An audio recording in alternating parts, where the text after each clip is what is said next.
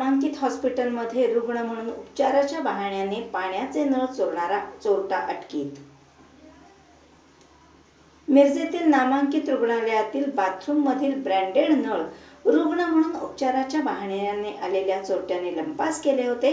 या प्रकरणी सौरभ संजय दुर्गाडे यांनी मंगळवारी महात्मा गांधी चौक पोलीस ठाण्यात फिर्याद दिली होती। तर पोलिसांनी या प्रकरणाचा तपास करत तेजस अनंत सावंत राहणार महाराष्ट्र हाऊसिंग सोसायटी विजयनगर सांगली याला मिरजेतील अण्णाभाऊ साठे पुतळ्याजवळून ताब्यात घेतले आहे।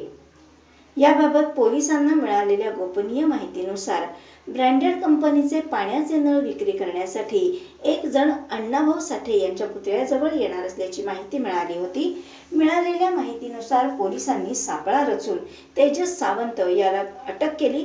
त्याच्याकडून 12,150 रुपये किमतीचे ब्रँडेड कंपनीचे नळ पोलिसांनी ताब्यात घेतले आणि त्याला अटक केली।